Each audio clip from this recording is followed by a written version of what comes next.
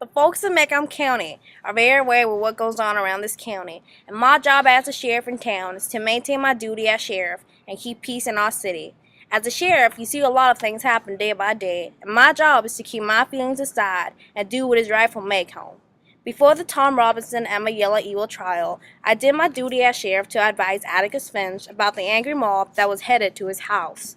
I remember telling Atticus, moving him to the county jail tomorrow. I don't look for any trouble, but I guarantee there won't be any. Before the trial, there was a lot of hateful things being said about Atticus and his family because of his decision to take the case, but he knew it was the right thing to do. I told Atticus that I was taking Tom Robinson to jail because I felt responsible for Tom Robinson's safety before the trial. I knew that if I did not advise Atticus about putting Tom Robinson in jail before his trial, Atticus would feel as he did not have a say, but I know deep down, Atticus knew it was the right thing to do for himself and Tom Robinson. After the trial, Tom Robinson was found guilty for the rape of Mayella Ewell and was sent to jail. Days later, Tom Robinson was in jail jogging during their exercises. He tried to escape, but he was shot 17 times and died. It did not take long for the Tom Robinson case to die out, because, as Alexander Finch said, what was one Negro, more or less, among the 200 of them? He wasn't Tom to them, he was an escaping prisoner. Everyone in Macomb saw Tom Robinson as a Negro, who just attempted to escape prison, but I saw him as a man who had no hope left. I feel that Tom lost hope for his freedom, and his only choice left was to escape. As a sheriff, I do not feel that it was right to shoot a Negro 17 times. 2 shots are enough. Sadly, that was the way it had to be, and we can't change the past. Time passed, and it was time for the Macomb Carnival that took place every Hallows Eve. After the carnival in school, Jim and Scout walked home alone, when suddenly they were attacked by Bob Ewell. Bob Ewell was found dead under a tree with the kitchen knife plunged through his ribs. I have no clue who might have killed Bob Ewell, but I'm darn sure he accidentally pushed the knife under his ribs. As I told Atticus Finch, Mr. Finch, they're just some kind of man you have to shoot before you can't say hi to him. Even then, they ain't worth the bullet it takes to shoot him. Bob Ewell had trouble written all across his face, and that man would do all sorts of things to get his revenge. This was the best thing to happen in my county. I feel that if this wouldn't have happened, I would have had to kill Bob Ewell myself for the sake of this town. As I stated before, he had guts enough to pester a poor colored woman. He had guts enough to pester Judge Taylor when he thought the house was empty. So do you think he'd have met you to your face in daylight? That Don Ewell was about to kill 2 children, but luckily things happened for a reason. Although I may sound cruel, I am glad that Bob Ewell is dead. If he was still alive, he would have been making more mess in this town. Bob Ewell was a man with no more respect for himself, and sooner or later, he was going to get what he deserved. Citizens of Macon County deserve better in this beautiful town because it is filled with wonderful people who deserve peace and order 24 hours a day and 7 days a week.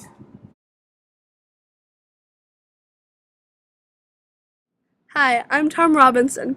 In the beginning, I was continuously a test for Macomb's racist views. I was constantly looked down upon because of my race and the careless rumors Bob Ewell had spread about me raping his daughter, Mayella Ewell. Although the trial comes later, I was constantly a hot topic around Macomb County. Due to the discrimination between blacks and whites in the 1930s, it was very shocking that Atticus Finch was my defendant. A lot of people didn't understand why Atticus, a white man, was defending me, Tom Robinson, a black man. They thought that he was disgracing his family and some of the whites in Macomb County. As the trial was approaching, all the hope that I had was given to Atticus. When the trial date came, I was standing in front of a handful of people. The trial began, and Miss Mayella was asked to walk to the witness stand. She was the first one to be questioned by Atticus. He was asking her questions, and in the process of those questions, he wanted her to state the truth and nothing but the truth. As Miss Mayella was being questioned, she began to give Atticus attitude and began to cry, almost as if she wanted pity. Mayella was asked simple questions, and yet she couldn't answer them. When Atticus would later rephrase the question, she would give different worded answers, and she would start to cry again.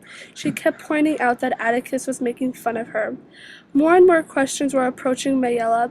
As the final question was answered, I was called to the witness stand to then be questioned by Atticus. I was first asked about my previous disorderly conduct and how I served 30 days in jail.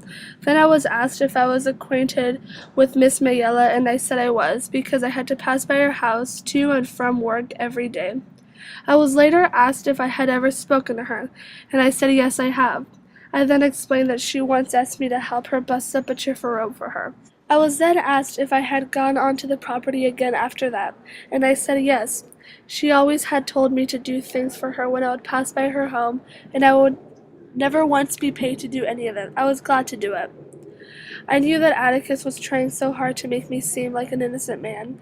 Atticus was desperate for the people to review without passion the evidence they have heard and to come to a decision. As Atticus was finishing his final question, it was then Mr. Gilmer's turn to question me. He asked me a few questions about helping Miss Mayella out and then went into my personal life a little bit, but then stepped out. He would tell me that I was mighty generous for helping Miss Mayella for not one penny. He would call me boy a lot. I know that was because he didn't have the same amount of respect for me as he did for a white folk. As Mr. Gilmer's last question was approaching me, it was time for Atticus's final verdict. His verdict was graceful. It was very explicit as to what he wanted to say. He wanted to get into people's heads and open their eyes. He wanted them to distinguish the truth-teller from the liar. We then waited for the final decision to be made. The anticipation was killing me. As Judge Taylor received the final results, I couldn't wait any longer. These were his exact words: guilty, guilty, guilty, guilty. I couldn't believe it. I was going to jail. When I was sentenced to jail, I had lost all my faith. Life in prison was hell. Everyone treated me like an outsider. I wanted to escape from this being of hell. I was thinking of my wife and kids as I was fleeing from the jail gates. Hi there, I'm Charles Baker Harris, but you can call me Dill. I'm from Mississippi, but I have some relatives here in Macomb, so I'm staying here for the summer. I love spending my summers here in Macomb. I always have a ton of fun with Gem and Scout. I met them one summer and we got along really well. They talked to me about their creepy old neighbor, Boo Radley. They told me that Boo is a very mysterious man and he never leaves his house. That's right, I said never. So being the adventurous little fellow I am, I decided to try and lure him out. With the help of Gem and Scout, of course. So throughout that entire summer, that's exactly what Gem, Scout, and I did. Throughout that summer, we conjured up many plans to lure him out, which included making notes, touching his house, and even putting a trail of lemon drops leading outside of his house in hopes of him coming outside. We tried out so many plans of ours, but sadly they all failed. Instead of forming new plans, we just decided to act out some of Boo Radley's life. We each played different roles, and as the summer progressed, we began to develop dialogue and plot.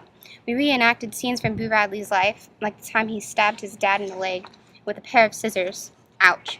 Unfortunately, we got caught doing that, and Jem's father Atticus took away our scissors. Even though our game was brought to an end, we still found ways to have fun and make the best of our summers. I still remember when I dared Jem to touch Boo Radley's house. I recall telling him, "You're too scared even to put your big toe in the front yard." I knew that Jem had never declined a dare, so I kept pushing it until Jem finally said, "I'm going." Then it had seemed that there was a tiny movement within the house, and then nothing. Even though we couldn't really see anything, we all felt that intense moment afterwards. Even though I never got to see Boo Radley, I can still say that I maintain a strong interest in him. That summer was probably one of the greatest summers I've ever experienced. I was looking forward to spending more summers with Gem and Scout, but then that exciting and carefree feeling I had vanished. During the Tom Robinson case, everything changed. I could feel the tension, anger, and hatred towards both Tom Robinson and Atticus. I distinctly remember the day of the trial. I was sitting on the balcony with Gem and Scout, and I was hearing Mr. Gilmer cross-examining Tom Robinson. I started crying. I couldn't handle the way Mr. Gilmer was talking to Tom. He was just being so mean. I remember telling Scout that old Mr. Gilmer doing him that way, talking so hateful to him. It was the way he said it, made me sick, plain sick. The way that man called him boy all the time, and sneered at him, and looked around at the jury every time he answered. It ain't right. Somehow it ain't right to do him that way. Hasn't anyone got any business talking like that? It just makes me sick. Even though that was Mr. Gilmer's job, he didn't have to be so harsh. No one has to. I don't like anyone being mean to anyone. I saw the trial affect many people, me especially, because it showed me how harsh and cruel people can be. I don't like it. In fact, I hate it. It just makes me so sick. I love visiting Macomb to see Gem and Scout, but I came to find that the trial had such a negative impact on Macomb, and it really got me thinking about how great I thought Macomb was, and how it actually is. It's true that those carefree times you once experienced can turn serious in an instant. That's exactly what the Tom Robinson case did. Everything went from being carefree to serious in Macomb. Hello, my name's Jeremy Atticus Finch, but I prefer the name Jem. This summer started off to a good start until I discovered that my father, who was a lawyer, was representing a black man named Tom Robinson. It was not the fact that I have anything against colored folks. It was the fact that everyone was judging my family. Inside, it did bother me, but I later realized that this was just Maycomb's nature. They will and always will be gossipers. Even the children of Maycomb discriminate. I do not understand why people are so cruel. I have had so many accounts of these insults, and they really do get to you. But being that I'm a grown-up, mature boy, I keep in my emotions. However, I'm slowly beginning to realize that maybe that isn't the best way for me to cope with situations. This is because throughout all of the events leading to the trial, I was fine and kept my head up high. But all my bottled up emotions just led to an explosion at the trial. I remember hearing the judge say, "Guilty, guilty, guilty, guilty." As soon as I heard this, my eyes began to fill with tears of frustration and anger. I remember saying, "This can't be." I could not understand how a black person could go to jail for a crime that they did not commit. The moment I came home from the trial, I went straight to my room. I wanted to be alone so I could gather my thoughts. As I laid in my bed, thoughts came racing through my mind. I feel that I understand colored people more than a majority of the population in Maycomb. I know for a fact that despite colored folks are treated so harsh, they are just like us. They believe in the same God, they are a strong community, and there are some who are meaner than others. They are no different than the people of Maycomb. I do not understand how a difference in color can make such a world of difference in the way people treat you. Colored people should be treated the way they are, because I have been on the other end of that insult, and it is not something anyone should have to go through. Several days after the trial, all of my thoughts had been going through my mind. It took me time to heal from the Tom Robinson case. This case had given me so much anger that at times I would even break down. It took me quite some time to heal from this tragic event. In the end, I have figured it out. There are four kinds of folks in the world. There are the ordinary kind like us and the neighbors. There's the kind like the Cunninghams out in the woods, the kind like the Ewells down on the dump, and the Negroes. I wish there were more people like my family and our neighbors. It is so sad that men like Bob Ewell exist to lie to a judge and watch a man get convicted of a crime he did not commit. After the Tom Robinson trial, I was forced to grow up, because all of my views of Maycomb had changed. I no longer could go back to the mentality that Maycomb is a wonderful town where everyone is happy. I know that this town is full of inequality and true injustice, and that is something that I do not stand by. But the saddest part is that this is just the beginning, for I am certain that this inequality will continue on for a long time.